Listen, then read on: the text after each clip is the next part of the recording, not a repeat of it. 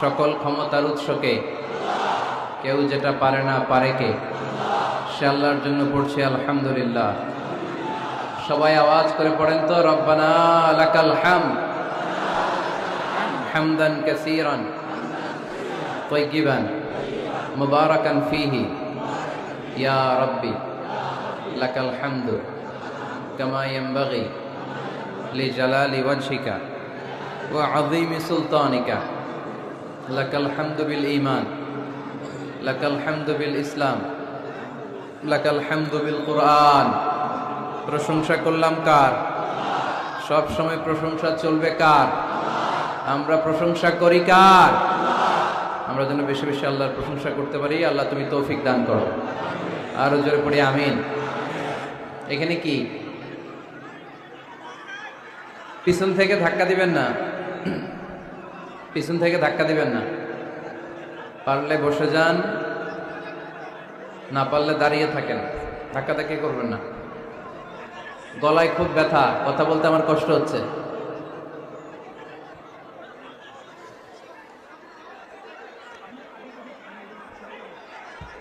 সম্মানিত পুলিশ ভাইরা একটু দেখেন, আওয়াজ ছাড়া আকার ইঙ্গিতে একটু দেখেন কি করা যায়।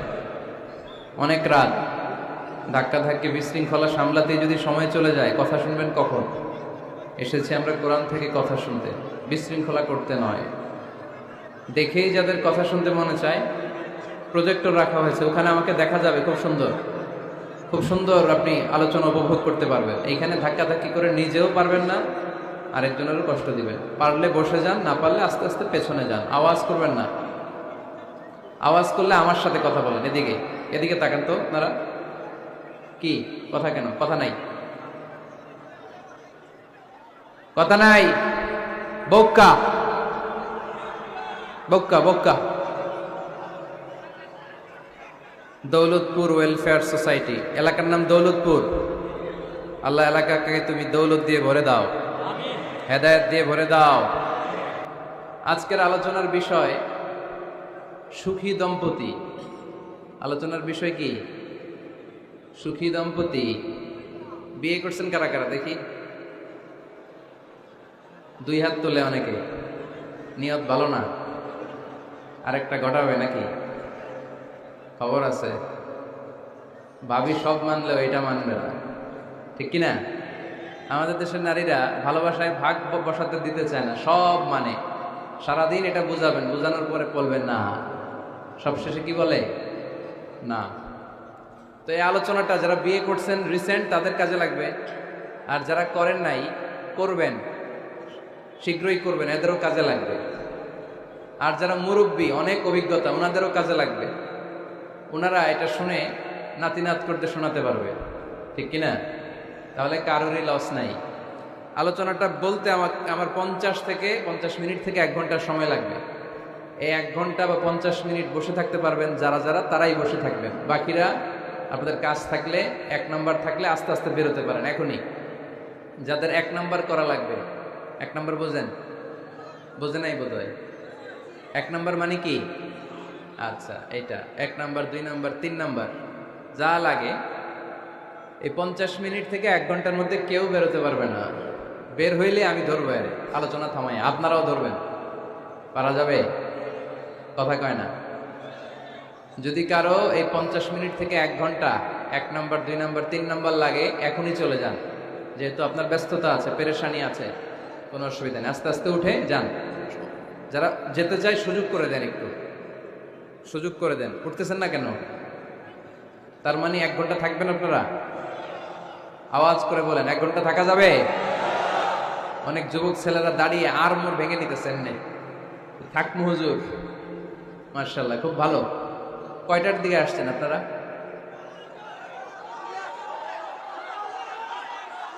দুপুর 2টা। আরে কি কষ্ট হইতেছে এদের। তো এত ঘন্টা যেহেতু থাকলেন, 8 ঘন্টা 10 ঘন্টা, আর 1 ঘন্টা কি কোরবানি করা যাবে? উঠবেন না? না, আমি কিন্তু সুযোগ দিছি। এই 1 ঘন্টার মাঝখানে কেউ উঠতে পারবে না। আর মনে থাকবে? আওয়াজও করতে পারবে না। এদিকে কি কথা নাই? না বসতে পারবে না, এরা দাঁড়ায় শুনবে। একেবারে চোখ। প্রতিটা মাহফিলে বিশৃঙ্খলা, কোথাও মন খুলে কথা বলতে পারি না। গেলেই এদিকে ধাক্কা ধাক্কি, মারামারি। প্রজেক্টরের জায়গায় প্রজেক্টর থাকে, সব আসে এদিকে।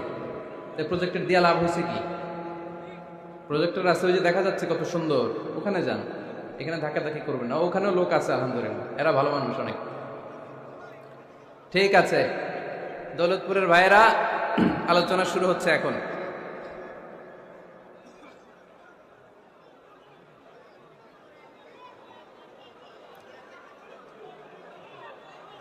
কথা বলা যায় এভাবে?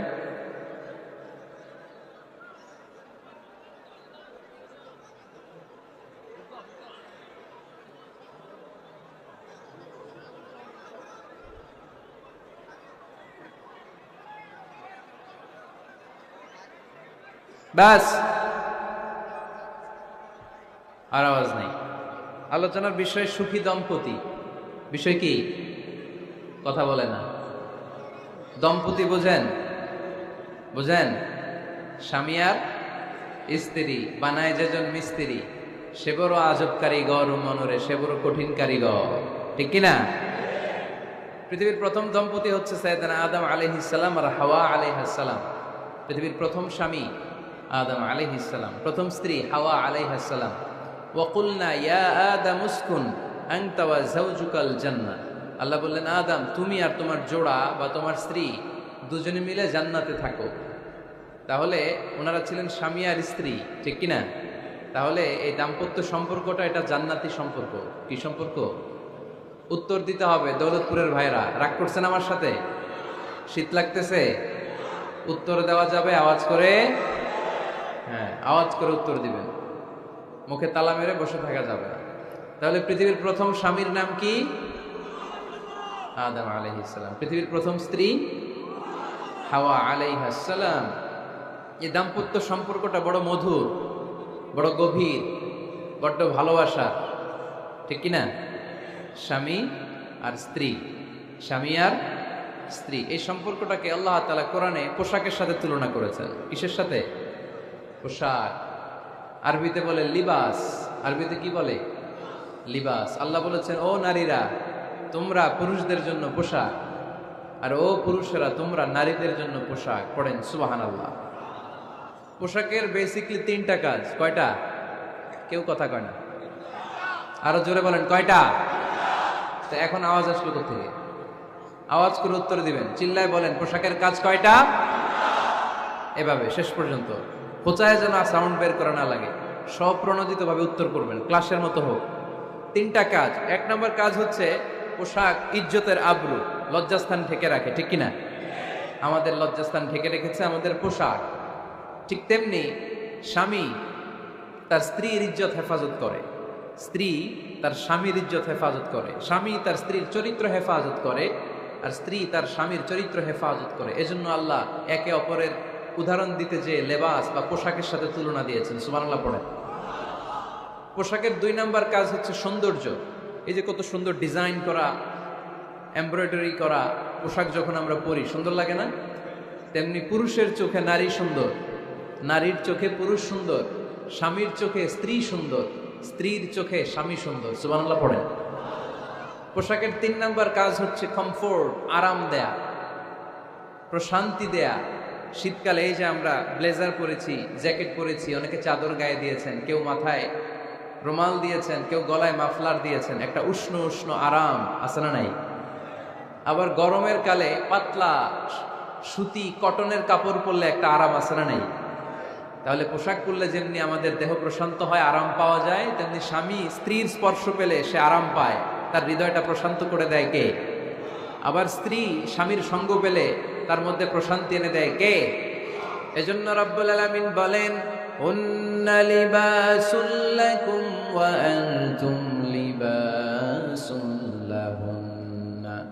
ও দুনিয়ার নারীরা, তোমরা হলে পুরুষদের জন্য পোশাক, পুরুষ হলো নারীদের জন্য পোশাক। সুবহানাল্লাহ পড়েন। পোশাক যেমনি ইজ্জত আবরুর হেফাজত করে, তেমনি স্বামী স্ত্রী একে অপরের ইজ্জত হেফাজত করে। পোশাক যেমনি সৌন্দর্য বাড়ায়, স্বামীর চোখে স্ত্রী সুন্দর, স্ত্রীর চোখে স্বামী সুন্দর। পোশাক যেমনি আরাম দেয়, স্বামী তার স্ত্রীর স্পর্শ পেলে, স্ত্রী তার স্বামীর স্পর্শ পেলে হৃদয়ে প্রশান্তি অনুভব করে, ঠিক কিনা? এজন্য দাম্পত্য জীবন, এখানে স্বামীও আছে, স্ত্রীও আছে, ইংরেজিতে বলে কাপল, কাপল লাইফ। এই বিশ্ব সভ্যতা নির্মাণে নারী পুরুষ স্বামী স্ত্রী দুইজনেরই অবদান আছে না নাই? এজন্য সুনানে তিরমিজির বর্ণনায় আল্লাহর হাবিব সাল্লাল্লাহু আলাইহি ওয়াসাল্লাম বললেন, আন-নিসাউ শাকাইকুর রিজাল, নারীরা হচ্ছে পুরুষের কাউন্টার পার্ট, নারীরা হচ্ছে পুরুষের পার্টনার, সহকর্মী, সহযোগী। এই বিশ্ব সভ্যতা নির্মাণে শুধু পুরুষদেরই অবদান নাই, নারীদের অবদান আছে না নাই? এজন্য কাজী নজরুল ইসলাম অসাধারণ লিখেছে, এ বিশ্বে যা কিছু মহান চিরকল্যাণকর, অর্ধেক তার করিয়াছে নারী, অর্ধেক তার নর। তার মানে নর নারী, স্বামী স্ত্রী দুইজনেরই অবদান এই মানব সভ্যতায় আছে না নাই? এই সম্পর্কটাকে আল্লাহ লেবাসের সাথে তুলনা করলেন, মেটাফরিক্যালি, রূপক ভাবে আল্লাহ পোশাকের সাথে তুলনা করলেন। পোশাক যেমনি গায়ের সাথে লেগে থাকে, পোশাক যেমনি চামড়ার সাথে মিশে থাকে, স্বামী স্ত্রীর সম্পর্কটাও এরকম একাকার, মিলেমিশে, ভালোবেসে একাকার। স্বামী স্ত্রীর রিলেশনশিপ সম্পর্কটা অনেকটা হাত আর চোখের মতো। হাত ব্যথা পেলে চোখ দিয়ে পানি ঝরে, আবার চোখ দিয়ে পানি ঝরলে হাত সেই পানি মুছে দেয়, ঠিক কিনা? তাহলে সম্পর্কটা কেমন যেন হাত আর চোখের মতো। হাত কেটে গেলে পানি পড়ে কোন দিক দিয়ে? চোখ দিয়ে পানি ঝরে। আবার চোখ দিয়ে পানি ঝরলে চোখের পানি মোছার জন্য হাতের দরকার আছে না নাই? তাহলে একেবারে মিলেমিশে একাকার সুখী দাম্পত্য জীবন। স্বামী স্ত্রী এই জান্নাতি সম্পর্কটাকে কিভাবে উপভোগ করবে, কিভাবে একে অপরের সাথে ডিলিংস করবে, আচরণ করবে, এ ব্যাপারে কোরআন এবং সুন্নাহ আমাদের জন্য গাইডলাইন দেয়া আছে না নাই? আমরা গাইডলাইন নিব কোরআন থেকে। কোত্থেকে? কোরআন থেকে আর সুন্নাহ থেকে। কারণ এই কোরআন আর সুন্নাহ আমাদেরকে সঠিক জীবন দর্শন শিখায়, কিভাবে এই পৃথিবীতে চললে পৃথিবীতেও সুখ, আবার আখেরাতেও সুখ, এর সব দিক নির্দেশনা কোরআনে আছে না নাই? তাহলে এই যে স্বামী স্ত্রীর দাম্পত্য জীবন, এক্ষেত্রে প্রত্যেককে আল্লাহ তাআলা কিছু দায়িত্ব দিয়েছে। আজকে দায়িত্বগুলোর ব্যাপারে আমরা শুনব। স্ব স্থানে থেকে প্রত্যেকেই, স্বামী যদি স্বামীর দায়িত্ব পালন করে, স্ত্রী যদি স্ত্রীর দায়িত্বটুকু পালন করে, তাহলে দাম্পত্য জীবনটাকে জান্নাতি দাম্পত্য সুখ দিয়ে ভরে দিবে কে? আল্লাহ। আমাদের প্রত্যেকের দাম্পত্য জীবন সুখী হোক, সমৃদ্ধ হোক, আমরা চাই কি চাই না? অনেকে বলে, হুজুর সুখ নাই, সুখ নাই, ঘরের ভেতরে গেলেই জাহান্নাম। আহা, কথা শোনে না আমার। আবার স্ত্রীরা বলে, হুজুর দোয়া করবেন, পরকিয়া করে, খালি এসএমএস পাঠায়, আমারে ভাল লাগে না, এখন এখন অন্যদিকে ঘুরে, এরকম আসরা নাই? দুই দিক থেকে অভিযোগ। বোনদের জন্য কোনো প্যান্ডেল ট্যান্ডেল আছে নাকি আজকে? হ্যাঁ, দিনের বেলা সমাবেশ ছিল তো, এটা হয়ে গেছে তো মাইকের সাউন্ড নিশ্চয়ই। এই এদিকে উঠছে কে? টান দেন এদেরকে ধরে, টানেন টানেন, টাইনা বসান বসান, টান দেন টান দেন, হুজুরে ধরেন, হুজুরে ধরেন।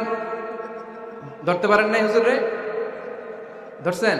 হ্যাঁ, টান দেন, এই তো টাইনা বসেন। এদিকে তাকান, এদিকে হয়েছে, হ্যাঁ বসাই দিচ্ছে। এইভাবে চলবে একেবারে শেষ পর্যন্ত। উঠলে খবর আছে। শুরুতে সুযোগ দিয়েছি, সুযোগ নেন নাই। তো আমরা প্রথমে স্বামীর দায়িত্ব শুনবো। দাম্পত্য জীবনে স্বামীকে আল্লাহ তাআলা কি দায়িত্ব দিয়েছে, তারপর স্ত্রীকে আল্লাহ তাআলা কি দায়িত্ব দিয়েছে, এবং দুইজনের আবার কালেকটিভ সম্মিলিত কিছু দায়িত্ব আছে, এগুলো আমরা শুনবো। শুনতে রাজি আছেন তো? কষ্ট হচ্ছে আপনাদের? আচ্ছা, এই বাম দিকটা আমাকে কষ্ট দিয়েই যাচ্ছে, খালি আওয়াজ, কথা। একটু থামছে, আবার শুরু। কেন? আমার দিকে তাকান। আরেকজনকে থামতে বলছে কি আপনার? এই থামো থামো, এগুলো বলেন কেন? আপনি থামেন, তাই তো হয়ে গেল।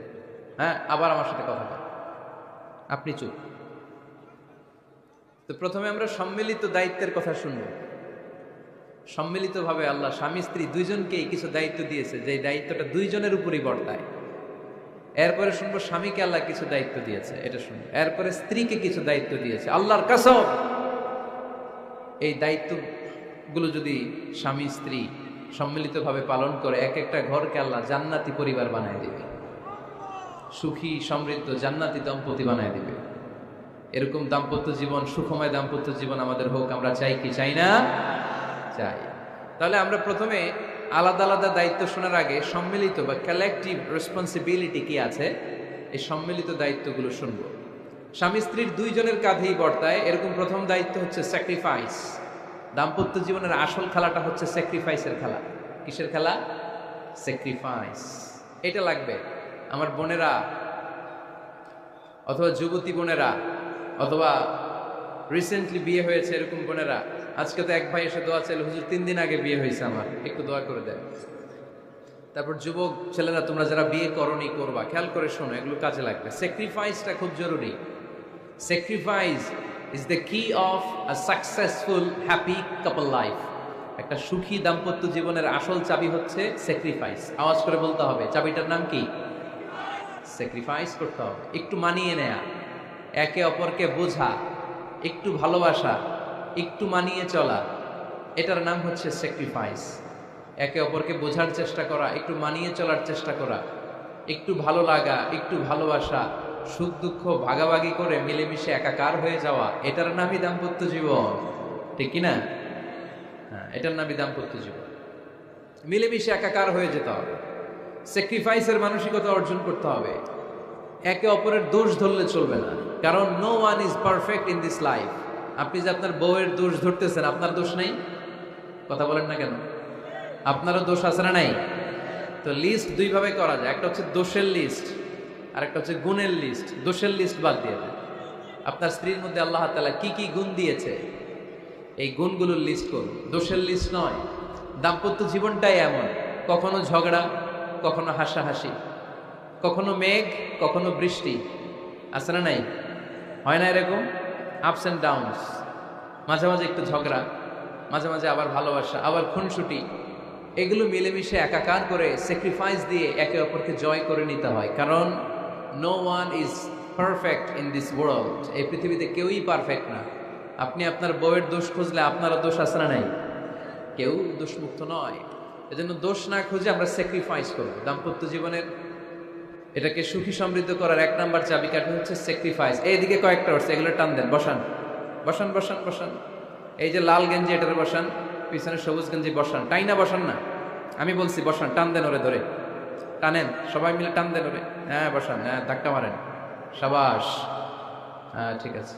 এই বসাইতে পারেন, লাল গেঞ্জি চলে যাইতেছে, ওরে ধরো, এই ঠিক আছে, বসছেও, ঠিক আছে বসছে, ফাইন, আমার দিকে তাকানো, বসে গেছে। কষ্ট পাইতেছেন আপনারা? হুজুর শেষ করে দিই তাইলে? হ্যাঁ শুনবেন তো? উঠা বসা কেন? সময় দিয়েছিলাম, ওই সময় যান না কেন? পুরো বাংলাদেশটা এরকম ক্যাওস, কেউ নিয়ম মানতে চায় না। যেতে বলছি যায় না, এরপরে কথা শুরু করছে, এখন ওঠা শুরু করছে। তো শৃঙ্খলা আপনি কোথায় কাজে লাগাবেন? এটা কোরআনের মাহফিল, এখানে নীতির কথা শোনানো হয়। তো এখানে যা চলবে সব নীতি মেনেই চালাতে হবে, ঠিক কিনা? অনিয়ম করতে পারবেন না আপনি। আর এখানে তো ওনারা স্বাধীনতা ঘোষণা করছে, আলাদা হয়ে যাবে এরা। আপনারা স্বাধীন হয়ে যান, হয়েছে? এদিকে তাকান। তাহলে সুখী দাম্পত্য জীবনের 1 নাম্বার চাবির নাম কি? স্যাক্রিফাইস। চিল্লায় বলতে হবে, সেটা কি? তাহলে হাজব্যান্ড ওয়াইফ দুইজনেই স্যাক্রিফাইস করবেন। এই যে ভাই, আল্লাহর দোহাই লাগে, আল্লাহর দোহাই। দৌলতপুরের ব্যাপারে খুব খারাপ একটা ইমপ্রেশন নিয়ে আমি যাব আপনাদের কারণে। আপনারাই আপনাদের দৌলতপুরের বদনামের জন্য যথেষ্ট। আরেকজনের বসানোর দরকার নেই, নিজেই বসেন, কাউরে ইঙ্গিত করার দরকার নেই, কোথাও লাইট মারার দরকার নাই, লাইট বন্ধ করে নিজেই বসে যান, বসে।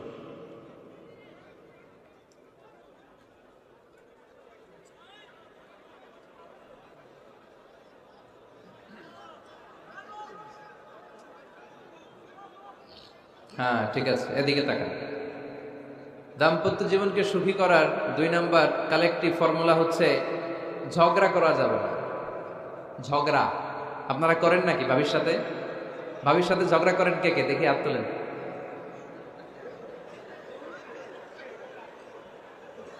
এদিকে সব আল্লাহর ওলি, এরা ঝগড়া টগড়া করে না। আপনি করেন? এই সাহসী সন্তান আছে কিছু, মাশাআল্লাহ, ঠিক আছে, বেশি করেন না আবার। হ্যাঁ ঠিক আছে, ঠিক আছে, তোমরাও করো, বুঝছি, আপনারাও করেন, ওকে। না, ঝগড়া করা যাবে না। একজন ঝগড়া শুরু করলে আরেকজন চুপ থাকতে হবে। দুইজনই ঝগড়া করলে, দুইজন রেগে গেলে ঝামেলা আসরা নাই। স্বামী রেগে গেলে স্ত্রী চুপ, স্ত্রী কখনো রেগে গেলে স্বামী চুপ, দুইজনই রেগে গেলে তৃতীয় বিশ্বযুদ্ধ, ঠিক কিনা? এই জন্য ঝগড়া করতে দেয়া যাবে না। কারণ এই ঝগড়া, সামান্য ঝগড়া থেকে এই ঝগড়া বাড়তে বাড়তে এটা বিচ্ছেদের দিকে গড়ায়। ডিভোর্স হয়ে যায়। এরকম কত কেস যে আমার কাছে আসে, কত কেস যে আমার কাছে আসে যে হুজুর ছোট্ট ঝগড়া থেকে আমাদের মধ্যে ঝগড়া বাড়তে বাড়তে ইগো প্রবলেমের কারণে বিচ্ছেদে গড়ায়। আর এই ঝগড়া একটু শুরু হলে ইবলিশ শয়তানের কাজ হচ্ছে পালে বাতাস দেয়। কি দেয়? পালে বাতাস পেলে এটা দাউ দাউ করে উঁচু হয়ে ওঠে। আগুনের মধ্যে যেমনি কেরোসিন ঢাললে দাউ দাউ করে জ্বলে, সামান্য ঝগড়ার ছোতা পেলে ইবলিশ শয়তান খালি দাউ দাউ করে এই ঝগড়ার আগুনকে জ্বালিয়ে দেয়। ঠিক কিনা? এই জন্য ঝগড়া করবেন না, মেহরবানি করে ঝগড়া শুরু করবেন না। যে কোনো মূল্যে এই ঝগড়াকে থামায় রাখতে হবে। তো ফ্যামিলিতে ঝগড়া অনেক সময় হয়ে যায়, কিন্তু একজন ঝগড়া করলে আরেকজন চুপ থাকতে হবে। ঝগড়া নিয়ে একটা মজার গল্প আছে, শুনবেন? বিশৃঙ্খলা করলে তো গল্প শোনানো যাবে না, একেবারে চুপ। আমার দিকে তাকান, তাকিয়েছেন? ঝগড়া নিয়ে যে গল্পটা সেটা হচ্ছে, এক স্বামী ওয়াজ শুনে বাড়িতে গেছে রাত 11টায়। তো বাড়ির কাছাকাছি যেতে না যেতে, স্ত্রীর আবার স্বভাব হচ্ছে রাতের খাবারটা স্বামীর সাথে একসাথে খায়, আলাদা খায় না। তো বাড়ির সামনে যেই স্বামী ফোন দিছে ওয়াইফকে, এই শুরু করার আগে দরজাটা খোলো, আমি চলে আসছি। তো ওয়াইফ এসে দরজা খুলে দিচ্ছে। এবার স্বামী ঘরে ঢুকে বলে, শুরু করার আগে রাতের খাবারটা দিয়ে দাও টেবিলে, খেয়ে ফেলি। স্ত্রী বেচারি ডাইনিং টেবিলে খাবার দিয়েছে, হাজব্যান্ড বেচারা ওয়াশরুম থেকে ফ্রেশ হয়ে ডাইনিং টেবিলে বসেছে, স্ত্রীও বসেছে। তো খুব বড্ড গরম। হাজব্যান্ড বলে, শুরু করার আগে ফ্যানটা ছাড়। এইবার তো স্ত্রী বেচারি রেগে মেগা আগুন, কি আসার পর থেকে শুরু করার আগে কি শুরু করার আগে? হাজব্যান্ড বলে, এই তো শুরু হয়ে গেল। মানে কি? ঝগড়া। মানে কি? ঝগড়া। প্রিয় ভাইয়েরা, ঝগড়া করবেন না।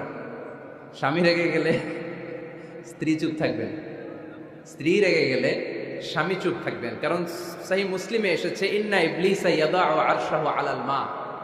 ইবলিস শয়তান তার সিংহাসন গেড়েছে সাগরের উপর। কোথায়? ইবলিসের সিংহাসন কোথায়? সাগরের উপর। সুম্মা ইয়াবাসু সারায়াহু, সে প্রতিদিন সকালবেলা তার সাঙ্গপাঙ্গরে গোটা পৃথিবীতে পাঠায়, যা পৃথিবীতে ফাসাদ সৃষ্টি কর। ইবলিস যখন সাঙ্গপাঙ্গদেরকে গোটা পৃথিবীতে ছড়িয়ে দেয়, সারাদিন ধোকা দেওয়ার পরে, ওয়াসওয়াসা দেওয়ার পরে রাত্রিবেলা ইবলিসের কাছে ফিরে আসে, এসে বলে, ও ইবলিস, আমি আজকে আল্লাহর বান্দাদেরকে দিয়ে মিথ্যা কথা বলিয়েছি। ইবলিস বলে, এটা তো কোনো ব্যাপারই না, এগুলাই তো তোদের কাজ। আরেক শয়তান বলে, আমি ওজনে কম দিয়েছি একজনের মাধ্যমে বাজারে। ইবলিস বলে, এটাও তেমন বড় কোনো কাজ নয়। আরেকজন বলে, আমি সুদের ডিলিংস করিয়েছি। ইবলিস বলে, এটাও কোনো কাজ নয়। আরেক শয়তান বলে, আমি মদের আড্ডাখানায় নিয়ে মসজিদে যেতে নিয়েছিল, সেখান থেকে সরিয়ে মদের আড্ডাখানায় আল্লাহর বান্দাদেরকে নিয়েছি। ইবলিস বলে, এইটাও তেমন বড় কোনো কাজ নয়। আরেক শয়তান এসে বলে, মা তারাকতুহু হাত্তা ফাররাকতু বাইনাহু ওয়া বাইনা ইমরাআতিহি, আমি এক আল্লাহর বান্দার সাথে বান্দির ঝগড়া লাগিয়ে ঝগড়া করাতে করাতে তালাক পর্যন্ত নিয়ে গিয়েছি। মা তারাকতুহু হাত্তা ফাররাকতু বাইনাহু ওয়া বাইনা ইমরাআতিহি, আমি এক ইমানদার পরিবারকে ধ্বংসের শেষ প্রান্তে নিয়ে গিয়েছি। সামান্য ঝগড়ার পরে আমি ওয়াসওয়াসা দিতে দিতে ঝগড়া বাড়াতে বাড়াতে তালাক পর্যন্ত নিয়েছি। ইবলিস বলে, শাবাশ, তুই তো কাজের মতো কাজ করেছিস, আমার কাছে আয়, আমার কাঁধে ওঠ। ইবলিস তখন ওই শয়তানকে কাঁধে নিয়ে নাচতে শুরু করে। নাউজুবিল্লাহ পড়বেন না? এজন্য ইমানদারদের সংসার ভেঙে খান খান হোক, এটা হলে ইবলিস খুশি। আর ইমানদারের পরিবার টিকে থাকলে আমার আল্লাহ খুশি। আমরা কার খুশি চাই? এজন্য শয়তানরে খুশি হতে দেওয়া যাবে না। ইমানদারদের পরিবারগুলো ঝগড়ার মাধ্যমে ভেঙে যাক, সব সময় শয়তানের মিশন এটা। আর ইমানদারদের পরিবারগুলো টিকে থাক, এটা আমার আল্লাহ সব সময় চায়। সুবহানাল্লাহ পড়েন। এজন্য দৌলতপুরের ভাইরা, ঝগড়া করবেন না। ঝগড়া কিন্তু নবী রাসূলদের পরিবারেও ছিল, আল্লাহ রাসূল সাল্লাল্লাহু আলাইহি ওয়াসাল্লামের পরিবারেও ঝগড়া ছিল। এটা স্বাভাবিক, দাম্পত্য জীবনের খুব সিম্পল ইস্যু। একজন রাগ করলে আরেকজন থেমে যাবে। পারবেন?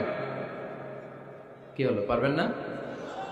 আল্লাহর হাবিব সাল্লাল্লাহু আলাইহি ওয়াসাল্লামের সাথে আম্মা জান আয়েশার ঝগড়া হতো। মজার একটা হাদিস শুনে, সহিহ বুখারীর হাদিস, মুসনাদে আহমদ ইবনে হাম্বলও এসেছে এই হাদিসটা। আম্মা জান আয়েশার সাথে ঝগড়ার পর আম্মা জান আয়েশাও রাগ, আল্লাহ রাসূল সাল্লাল্লাহু আলাইহি ওয়াসাল্লামও রাগ। এখন রাগ মিটানোর দরকার আছে না নাই? আল্লাহ রাসূল সাল্লাল্লাহু আলাইহি ওয়াসাল্লাম বললেন, আয়েশা চলো মিটমাট করে ফেলি। সুবহানাল্লাহ কইবেন না? চলো মিটমাট করি। তো কারে ডাকবো মিটমাটের জন্য? ওমর রে ডাকি। আম্মা জান আয়েশা বলে, না ওমর গলিফ, ওমর খুব মেজাজ ওলা, আমার ডর লাগে। তোমার আব্বারে ডাকি, আব্বারে ডাকেন, আব্বারে ডাকেন। খুশি হয়ে গেছেন আম্মা জান আয়েশা রাদিয়াল্লাহু। আবু বকর রাদিয়াল্লাহু চলে আসলেন, দাঁড়ালেন। এবার বিষ্ণু ইসা ইসলাম বললেন, তাচাকাল্লিমিন আও আচাকাল্লাম, কি ঘটছে আমাদের মাঝে, তুমি বলবা না আমি বলবো? আম্মা জান আয়েশা বললেন, তাচাকাল্লামু আনতা ওয়ালা তাকুল ইল্লা হাক্কান, আপনিই বলেন তবে সত্য ছাড়া মিথ্যা বললেন না। আবু বকর রাদিয়াল্লাহু তাআলা আনহু শুনে রেগে গেলেন, কি এ কেমন কথা তোমার? নবীকে উদ্দেশ্য করে তুমি বলছো সত্য ছাড়া মিথ্যা বলবেন না, নবী কখনো মিথ্যা বলবে নাকি? রেগে মেয়ের গায়ে মেরেছে এক চড়, চোর খেয়ে আম্মা জান আয়েশা উল্টে পড়ে গেলেন। সাইয়েদনা আবু বকর রাদিয়াল্লাহু তাআলা আনহু রেগে গড়গড় করতে লাগলেন, আবার মারার জন্য উদ্যত হলেন। আম্মা জান আয়েশা রাদিয়াল্লাহু তাআলা আনহু বাঁচার জন্য এবার বিশ্বনবীর পিছনে যে আশ্রয় নিলেন। সুবহানাল্লাহ পড়বেন না? বিশ্বনবী সাইয়েদনা আবু বকরের সামনে দুই হাত মেলে ভেবে দাঁড়িয়ে গেলেন। আল্লাহর হাবিব যখন আম্মা জান আয়েশাকে বাঁচানোর জন্য দুই হাত উঁচু করে দাঁড়িয়ে গেলেন, সাইয়েদনা আবু বকর থেমে গেলেন। সাইয়েদনা আবু বকর এই পরিস্থিতি দেখে ঘর থেকে বের হয়ে ঘরের বাইরে দাঁড়ালেন।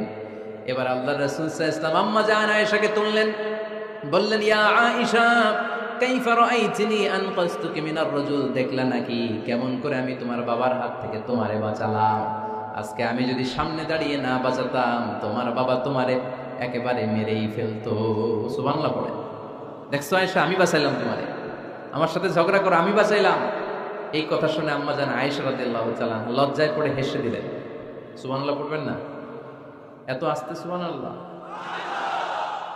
লজ্জায় হেসে দিলেন। বিষ্ণু ইসা ইসলাম এবার হেসে দিলেন। দুইজনের হাসাহাসি শুনে বাইরে থেকে আবু বকর রাদিয়াল্লাহু তাআলা আনহু হাসির আওয়াজ শুনে অবাক, কিরে এতক্ষণ যুদ্ধ এখন আবার হাসি কেন? হাসে দেখার জন্য সাইয়েদনা আবু বকর রাদিয়াল্লাহু তাআলা আনহু ঘরের ভেতরে ঢুকলেন। ঢুকে দেখেন আম্মা জান আয়েশাও হাসে, বিশ্বনবীও হাসে। সাইয়েদনা আবু বকর হেসে দিলেন, আরশের উপর থেকে খুশি হয়ে গেলেন কে? এবার সাইয়েদনা আবু বকর বলেন, ইয়া রাসূলুল্লাহ ইয়া হাবিবাল্লাহ আশরিকানি ফি সিলমিকুমা কামা আশরাকতুমানি ফি হারবিকুমা। নবী গো, আপনাদের দুইজনের মধ্যে যুদ্ধ লাগলে যেমনি মিটমাট করার জন্য আপনি আমারে ডাকেন, আপনাদের এই আনন্দ ঘন মুহূর্তগুলোতে শরীক হওয়ার জন্য মাঝে মাঝে আমারে ডাইকে। সুবহানাল্লাহ পড়েন। আপনাদের মধ্যে যুদ্ধ লাগলে সন্ধি করার জন্য যেমনি আমারে ডাকেন, আপনারা যখন আনন্দ ঘন পরিবেশে এরকম খুনসুটি করেন, হাসাহাসিতে মেতে ওঠেন, তখন একটু আমারে ডাইকেন। সুবহানাল্লাহ পড়বেন না? দেখেন আল্লাহ রাসূল সাল্লাল্লাহু আলাইহি ওয়াসাল্লাম পৃথিবীর সবচেয়ে শ্রেষ্ঠতম মানুষ, উনাদের পরিবারেও ঝগড়া হতো, কিন্তু এই ঝগড়া কোনোদিন তালাক পর্যন্ত গিয়েছে? কথা বলেন না কেন? আল্লাহর হাবিব সাল্লাল্লাহু আলাইহি ওয়াসাল্লাম তার কোন স্ত্রীকে তালাক দিয়েছেন? প্রায় আম্মা জান আয়েশার সাথে রাগারাগি হতো। আল্লাহর হাবিব সাল্লাল্লাহু আলাইহি ওয়াসাল্লাম বলতেন, আয়েশা কখন তুমি রেগে থাকো সেটাও আমি জানি, কখন তুমি আমার উপর খুশি থাকো সেটাও আমি জানি। ইয়া আয়েশা ইন্নী লা আ'লামু ইযা কুনতি আন্নী রাদিয়া ওয়া ইযা কুনতি আলাইয়া গাদবা। আয়েশা কখন রেগে থাকো তাও বুঝি, কখন খুশি থাকো তাও বুঝি। আম্মা জান আয়েশা বললেন, ইয়া রাসূলুল্লাহ কেমনে বোঝেন? বিষ্ণু বললেন, তোমার দোয়ার বাক্যগুলো শোনো বুঝি। যখন তুমি আমার উপরে খুশি থাকো তখন দোয়ার সময় তুমি এভাবে বলো, ওয়া রাব্বি মুহাম্মদ, ও মুহাম্মাদের রব আপনি আমাদের সব গুনাহ মাফ করে দেন। আর যখন তুমি আমার উপর রেগে থাকো তখন তুমি মুনাজাতের সময় বলো, ওয়া রাব্বি ইব্রাহিম, ইব্রাহিমের রব আপনি আমাদেরকে ক্ষমা করে দেন। তার মানে যখন তুমি রেগে থাকো তখন দোয়ার সময় আমার নামটা মুখে নিতে চাও না। সুবহানাল্লাহ পড়েন। তখন তুমি দোয়ার সময় অন্য নবীর নাম নাও। আম্মা জান আয়েশা বললেন, ইয়া রাসূলুল্লাহ মা আহাজুরু ইল্লা ইসমাক, আমি তো শুধু নামটাই সরাই, আমার মুখ থেকে কেবল আপনার নামটাই সরায় রাখি, আমার হৃদয় থেকে কখনো আপনারে সরাতে পারি না। আমার হৃদয় জুড়ে আপনি, মা আহাজুরু ইল্লা ইসমাক, নবী হে আমি শুধু দোয়ার সময় রাগের মাথায় আপনার নামটা বাদ দেই, হৃদয় থেকে তো আপনারে বাদ দিতে পারি না। সুবহানাল্লাহ বলবেন না? তার মানে নবীদের ফ্যামিলি তো ঝগড়া এগুলো হতো, কিন্তু এটা তালাক পর্যন্ত গড়া হতো না, ঠিক কিনা? তাহলে এখন থেকে আমাদের এই স্লোগান নিতে হবে যে ঝগড়া করলেও আমরা ডিভোর্সের দিকে যাব না। পারা যাবে? আর একজন রেগে গেলে আরেকজনকে চুপ থাকতে হবে। ভাবি রেগে গেলে আপনি চুপ, পারবেন? পারবেন না? ইনশাআল্লাহ। এই যারা বিয়ে করে না এরা ইনশাআল্লাহ, আর বাকিরা চুপচাপ। আওয়াজ করে পড়েন না ইনশাআল্লাহ। তাহলে প্রথমে স্যাক্রিফাইস, তারপর ঝগড়া করা যাবে না। 3 নাম্বার, দাম্পত্য জীবনের কোনো গোপন কথা অন্যের কাছে শেয়ার করা যাবে না। হাদিসে এসেছে, এটাকে বলা হয়েছে আ'যামুল আমানা, এটা সবচেয়ে বড় আমানত। যারা দাম্পত্য জীবনের একান্ত বিষয় কারোর সাথে শেয়ার করে তারা সবচেয়ে বড় কবিরা গুনাহ করে। আশরারুন নাস বলেছেন বিশ্বনবী এদেরকে, সবচেয়ে নিকৃষ্ট মানুষ। ইয়াউমাল কিয়ামাতি মানজিলাতান, আল্লাহর কাছে কিয়ামতের দিন সবচাইতে নিকৃষ্ট হয়ে দাঁড়াবে ওই দম্পতি, ওই নারী কিংবা ওই